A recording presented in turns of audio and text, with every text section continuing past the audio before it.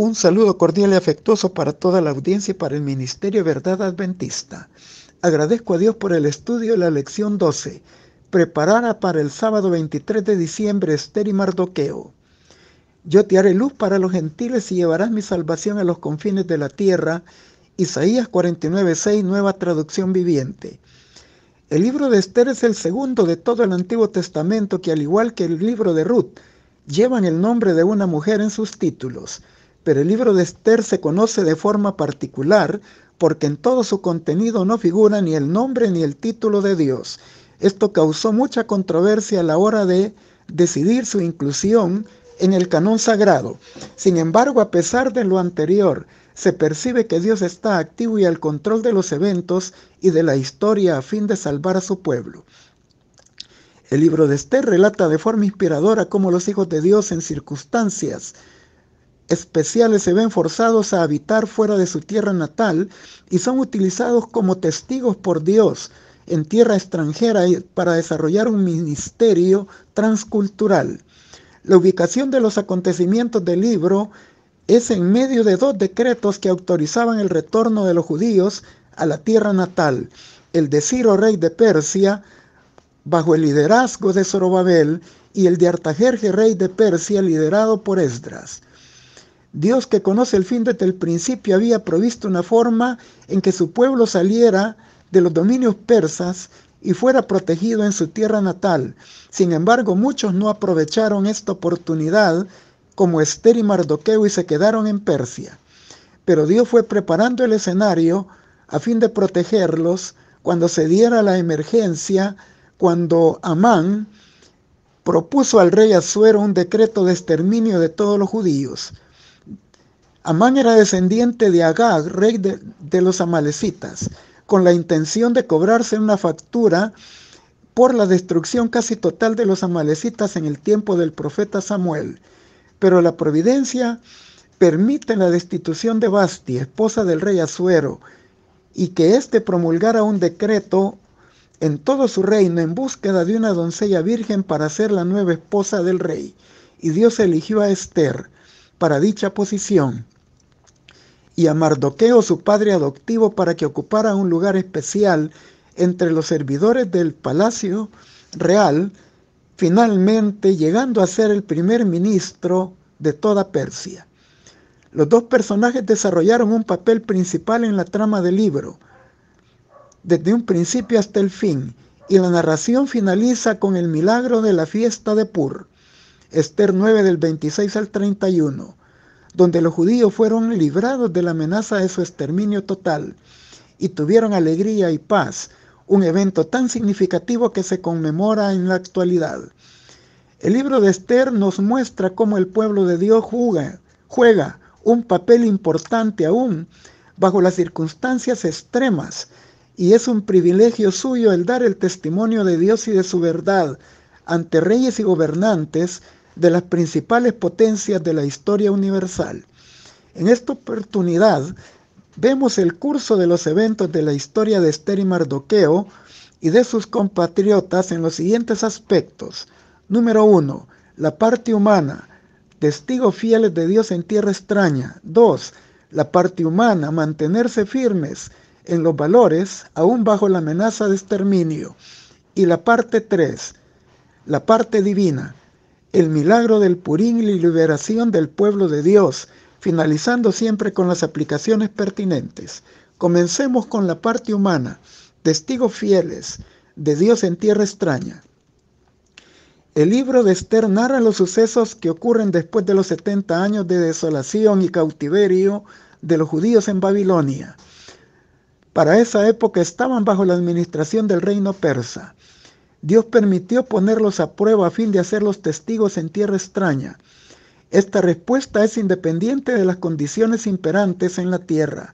Viene de un corazón sincero que anhela hacer la voluntad de Dios y es el antídoto contra la apostasía. Podemos encontrar en el Antiguo Testamento personajes fieles que fueron arrancados bruscamente de sus condiciones y culturas rumbo a la tierra extraña y bajo las más alarmantes condiciones.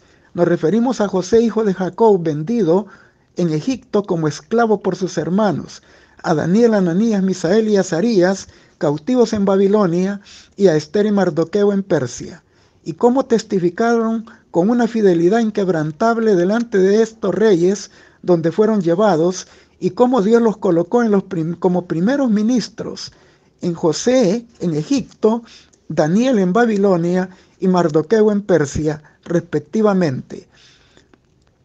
Sin importar quiénes seamos o dónde vivamos, estaremos siempre inmersos en un entorno que hasta cierto punto, ya sea por la propia ley o por la cultura o ambas cosas, puede ponernos en un desafío a nuestra fe y a nuestro testimonio. Y por más que estos relatos no tuvieran un final feliz, como lo fueron en el caso de José, Daniel, Esther y Mardoqueo, no cabe duda de que ellos siempre hubieran hecho lo correcto, honrando a Dios sobre todas las cosas. El capítulo 1 de Esther inicia describiendo la extensión del reino de Asuero desde la India hasta Etiopía, distribuida en 127 provincias, con niveles de organización a través de príncipes cortesanos, gobernadores y una gran riqueza y esplendor, y banquetes de larga duración. Durante el banquete del rey estaba bajo el impacto del vino y mandó traer a la reina Vasti para exhibir su belleza, pero ella no se hizo presente, lo que enfureció al rey, quien de inmediato fue aconsejado por los expertos para que emitiera un decreto real que oficializara su destitución bajo cargo de rebelión a la autoridad de su esposo y rey de Persia y a su mala influencia que generaría en las familias del imperio. Y esto agradó al rey, quien de inmediato inicia este proceso y escogen una virgen doncella que tomaría la posición de esposa y reina de Persia. Y entre las candidatas seleccionadas estuvo Hadasa, Esther, hija de Mardoqueo, quien era de la tribu de Benjamín y quien la adoptara cuando sus padres murieron. Los acontecimientos que dieron lugar al cumplimiento del decreto real tomaron por sorpresa a Esther y Mardoqueo, pero era parte del obrar de la providencia de Dios a fin de suscitar, cuando surgiera la emergencia del decreto de Amán para el exterminio de todos los judíos, una liberación. Por causa de la hostilidad de Amán y de sus aliados, Mardoqueo pide a Esther que mantenga en secreto su nacionalidad e identidad judía. Y después de un año de preparación, cuando llega la hora de la decisión, el rey amó a Esther más que a todas las demás doncellas y fue elegida como reina en lugar de Vasti. El curso del relato se interrumpe cuando Mardoqueo descubre un atentado contra la vida del rey Asuero, que fue registrado en las crónicas de Persia, pero sin darle a este varón ningún reconocimiento o recompensa por su lealtad. Mardoqueo era un empleado de confianza y se sentaba a la puerta del rey. Esta expresión describe los principales centros de comercio y de procedimientos legales del palacio real.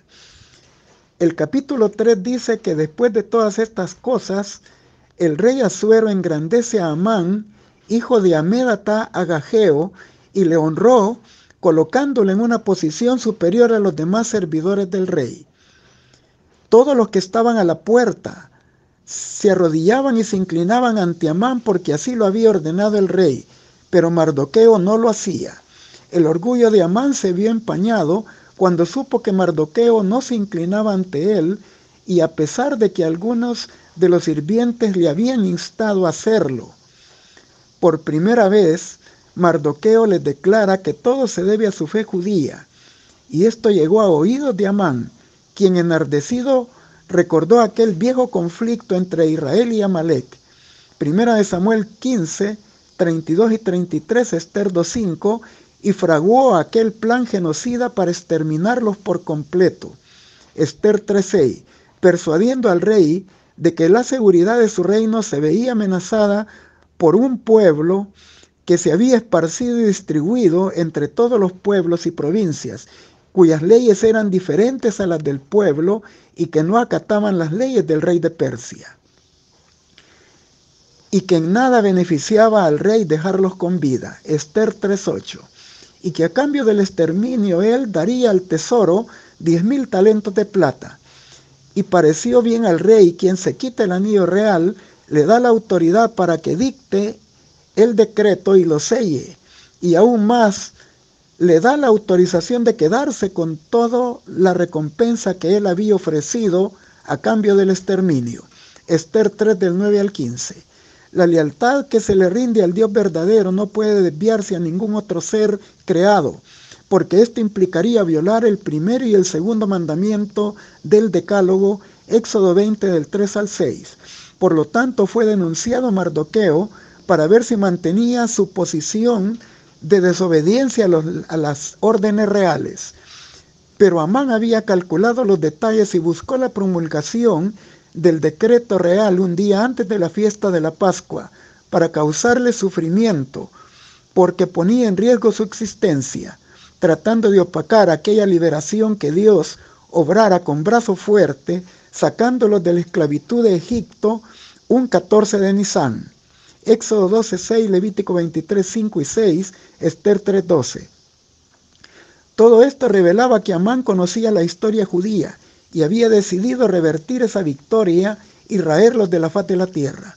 Los enemigos del pueblo de Dios actúan como que se ocuparan el lugar de Dios y se olvidan que Él es el soberano y que tiene control de los eventos y de la historia y que puede trastornar sus planes como lo hizo con los de Amán, y que daría un mayor significado a la celebración de la fiesta de Pascua, concediéndole a su pueblo una liberación de este genocidio, como se verá en el capítulo 9 de Esther. Y se percibe que en el libro ni el rey ni las autoridades del pueblo persa eran totalmente antijudíos. No olvidemos que Ciro y Artajerjes habían emitido decretos para que regresaran a su tierra natal. Por lo tanto, los que fraguaron el genocidio fueron personajes del más alto nivel de Persia, pero los demás oficiales solamente obedecían sus órdenes. Esther capítulo 9 del 1 al 4. El deseo de Satanás de exterminar al pueblo de Dios se registra desde Génesis hasta Apocalipsis. Lo vemos en Génesis 3:15, Juan 8:44, Primera de Juan 3:12 y Apocalipsis 12:17.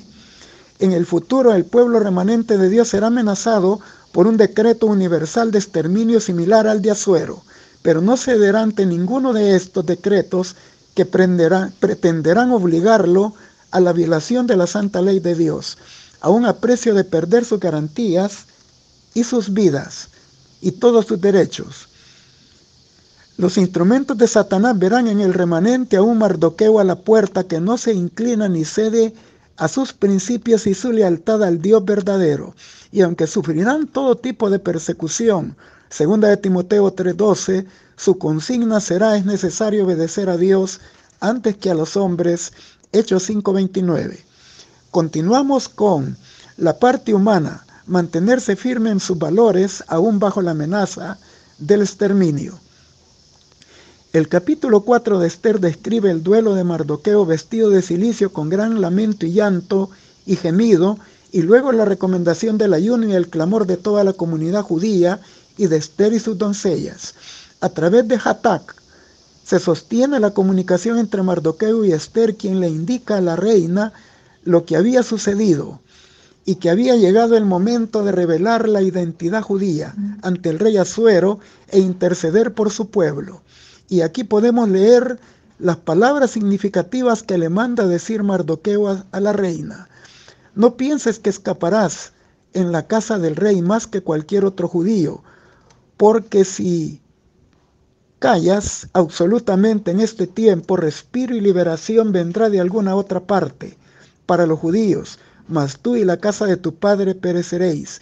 ¿Y quién sabe si para esta hora ha llegado al reino? El relato puntualiza las restricciones que tenían de tener acceso al rey Mardoqueo y Esther, aunque estaban dentro del palacio del rey.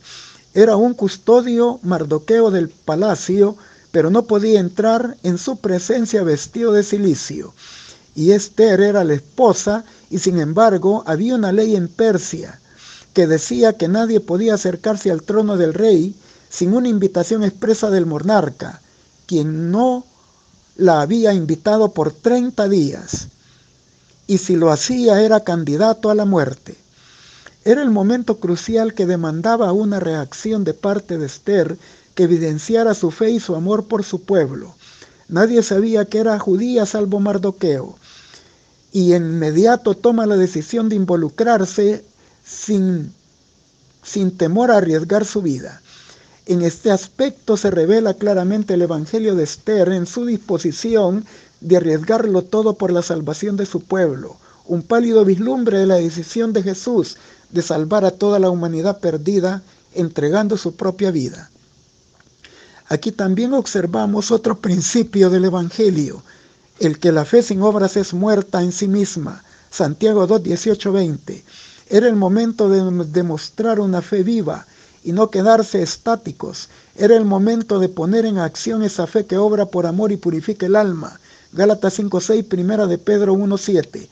Esto se da con el efecto esperado, con la ayuda de Dios, y podemos observar los pasos de fe a su respuesta también en Mardoqueo, quien reúne a todos los judíos de Susa para que ayunen y no coman ni beban 3 días y 3 noches, así como también lo haría Esther y sus doncellas, y finalmente ella iría a ver al rey, aunque no sea conforme a la ley, y dijo, y si perezco, que perezca. Esther 4:16. Mardoqueo también puso en acción su fe, envió la información a toda la comunidad judía, mientras ellos ayunaban y oraban, en medio del luto, del silicio y la ceniza, y el pesar. Estaba ahora abierta la esperanza y la fe de que Dios tenía todo bajo su control y que la Pascua ahora tomaría para ellos un significado más profundo en una futura liberación. Esther se preparó para lo peligroso del momento. Al tercer día, se colocó el vestido real y se presentó al patio interior del palacio frente al aposento del rey, quien estaba sentado en el trono real frente a las puertas del aposento. Cuando vio a la reina, ella obtuvo gracia en sus ojos y el rey le extiende el cetro y ella lo toma de su punta. Esther 5:1-2. Al tercer día era la transición entre la fiesta de la Pascua y el inicio del primer sábado de la fiesta de los panes sin levadura. Todos, a través del ayuno y la oración y la súplica penitente, habían preparado sus corazones para recibir la respuesta a su imperante necesidad. La oración es la llave que abre los tesoros del cielo y nos eleva a Dios. El ayuno proporcionó una claridad de mente para discernir la voluntad divina y percibir la forma en que Él los estaba dirigiendo. La súplica penitente de perdón los coloca en las manos de Dios. Todo esto era parte de la experiencia que se conmemoraba en el primer sábado de la fiesta de los panes sin levadura, porque era el símbolo de reposar en la redención en Cristo, seguido de otro sábado ceremonial que implicaba apartarse de la levadura, que es símbolo del pecado, y prepararse para el reposo de la santificación por la fe en Cristo y en sus méritos. Y ahora vemos el obrar de Dios en favor de su pueblo, así como actuó en el día del Éxodo, poniendo en gracia a Israel delante de los egipcios, quienes le dieron todo lo que pidieron. Éxodo 12:36, ahora coloca a Esther delante del rey en su gracia para preparar el escenario de la liberación de su pueblo. La fe de Esther debe de ser analizada. Al vestirse de su vestido real, pudo ser malinterpretada como que demandaba algo basada en su estatus de esposa del rey, apareciendo de forma inesperada, y pudo ser interpretado como desafío a la autoridad del rey Asuero y las leyes de Persia, que le restringían el acceso, pero también como replicando la desobediencia de Vasti. Y pudo haberse justificado entonces la acusación de Amán de que los judíos eran insubordinados y que no respetaban las leyes de Persia. Pero por la misericordia de Dios ella fue digna de la gracia de Asuero, y tal como lo había ganado en la búsqueda cuando era candidata a reina. Sin embargo, la descripción de su entrada y donde se encontraba, Esther 5:1 y 2, deja en claro que ella solo se acerca humildemente a la presencia del rey en el patio, esperando su invitación a acercarse a su trono. Con la aceptación del rey, Esther establece la siguiente serie de eventos, invitando al rey y a Amán a un banquete que prepararía para ellos ese día. Más tarde, en esa comida, Esther responde al segundo pedido del rey, ¿qué es lo que quieres, reina Esther?, invitando al rey Amán a un siguiente banquete. Su estrategia genera suspenso, ya que Esther dijo al rey que al siguiente banquete haría la respuesta ante la petición que el rey había ordenado. Mientras tanto, Amán interpretaba los eventos como una garantía de mayor poder e influencia en el palacio, pero la actitud de Esther de ninguna manera era un síntoma de reconocimiento alguno de un triunfo de Amán. Y se resalta en el relato cómo el júbilo de Amán se vuelve a empañar cuando ve a Mardoqueo, que no se inclinó delante de él, se llenó de ira contra él y sin embargo retuvo su enojo, fue a su casa y llamó a sus amigos y a Ceres su mujer, y le habló de todas las muchas riquezas de sus hijos y de todo aquello que el rey le había engrandecido y honrado por encima de los demás servidores, y añadió incluso que la reina le había invitado solo a él a un banquete con el rey y también al siguiente banquete el siguiente día con el rey. Esther 5 del 9 al 12. Pero su alegría y gozo serían de corta duración, porque el segundo banquete resultaría en el desenlace final, donde la horca que él había preparado para eliminar a Mardoqueo antes del exterminio de todos los judíos fuera el lugar donde pararía él su historia. Se registran también las palabras de Ceres, y lo paradójico de este relato es que el conflicto comienza entre dos hombres, Mardoqueo y Amán, y es decidido su final desenlace por el pensamiento de dos mujeres, Esther y Ceres, quienes determinarían a sus esposos respectivamente lo que sucedería. Luego se narra resaltando los actos providenciales de Dios en favor de su pueblo. El rey recuerda aquel acto de lealtad de Mardoqueo al escuchar las crónicas de los reyes de Persia. Y sin embargo, todo esto da un giro total a los eventos del segundo banquete, cuando el rey descubre de que Mardoqueo no fue honrado por su acto de lealtad. Continuamos con la parte divina del milagro del Purín y la liberación del pueblo de Dios. La cadena de los eventos llevan a un clímax, el milagro del Purín en Esther capítulo 6. El rey Asuero sufre de insomnio, escucha las crónicas de los reyes de Persia, supo la lealtad de Mardoqueo y que no fue recompensado de ninguna manera. Y tal como era la costumbre, pide consejo a sus empleados de confianza para saber recompensar debidamente y dignamente a Mardoqueo. Providencialmente Amán está a la puerta del rey y se le ordena pasar adelante. Y sin saber a quién se refería el rey le pide su opinión. ¿Qué se hará al hombre cuya honra desea el rey? Y pensando que se refería a sí mismo, ordenó los mayores detalles de los altos honores. Y para su asombro, se le ordena que los cumpla al pie de la letra en favor de Mardoqueo, su enemigo, a quien Ceres, su esposa, había recomendado que a primera hora del banquete le ahorcara y que luego gozara su triunfo sobre él en el banquete con el rey y su esposa.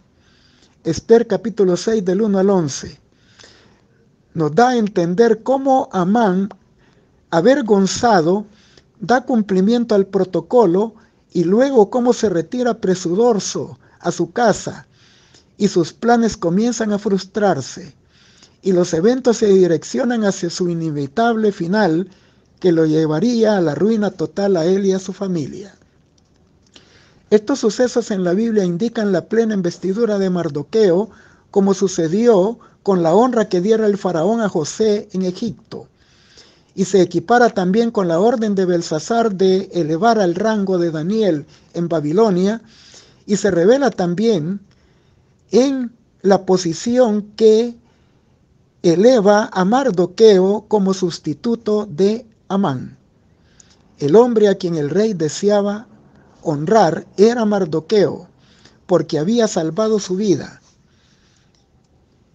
Y toda aquella honra que Amán hubiera deseado para sí, la recibe también Mardoqueo. Esther 6:8.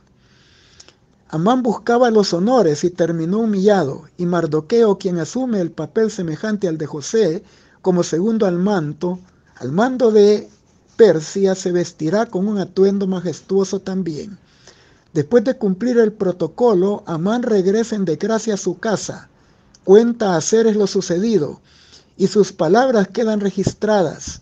Si ese Mardoqueo es descendiente de los judíos y has comenzado a caer, no lo podrás vencer, sino que caerás derrotado ante él. No había terminado de pronunciar estas palabras cuando llegaron por él para llevarlo al banquete. Esther 6 del 12 al 14. Y ahora, al dirigirse hacia el banquete, comienza su viaje hacia su propia destrucción. En el capítulo 7 de Esther, la reina había declarado que respondería a la tercera consulta del rey. ¿Cuál es tu petición, reina Esther? Te será concedida. ¿Qué es lo que pides? Y aunque pidas la mitad del reino, te será otorgada. Esther 7:2. Pero esta vez la reina no pide un banquete, sino su propia supervivencia y la de su pueblo. Se dirige al rey de forma audaz y personal. Oh rey, si he hallado gracia en tus ojos, y hacia el rey le place, séame dada mi vida por mi petición y mi pueblo por mi demanda, porque hemos sido vendidos por mi pueblo para ser destruidos, para ser muertos y exterminados. Y si para siervos hubiéramos sido vendidos, me callaría, pero es para muerte, que sería una gran pérdida irreparable para el rey. Esther capítulo 7, versos 3 y 4. Ella aboga por su vida y por la de su pueblo. Para ella son más valiosos que el precio que ofrece Amán a la tesorería a cambio de su exterminio. Sus palabras hacen reflexionar al rey con gran impacto, porque es la primera vez que escucha de qué nacionalidad era Esther. Sin embargo, enfurecido por lo que había escuchado, el rey, conociendo las leyes de medos y persas, que son de carácter irrevocable, enfurecido pregunta: ¿quién es y dónde está el que ha abrigado en su corazón hacer tal cosa? Esther 7:5. Y Esther señala rigurosamente al malvado Amán. Esther 7:6. Esther no pide que se cancele su venta como una esclava, sino la aniquilación de ella y de su pueblo. Sin embargo, como el decreto de Medo-Persia es de carácter irrevocable, solo queda una opción: que el rey haga un contradecreto invitando a Esther y Mardoqueo que lo redacten al igual que hizo Amán y que lo hagan pasar emergentemente ante toda la comunidad y los dominios de Persia. Cuando el rey sale enfurecido de la presencia de Esther, Amán se coloca a los pies de la reina, y luego el rey vuelve a entrar al palacio y malinterpretó la actitud de Amán como un intento de violación de su esposa en su propia casa. De inmediato fue enviado a la horca que había preparado para Mardoqueo. Esther capítulo 7, versículos 9 al 10.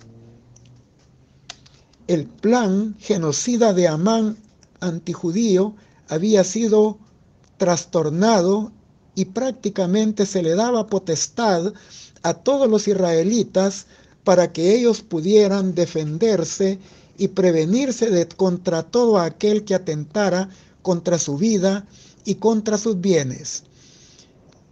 Aquí podemos ver cómo las cosas se revierten de manera muy importante. Mardoqueo es ahora el sucesor de Amán, así como Esther fue la sucesora de Vasti.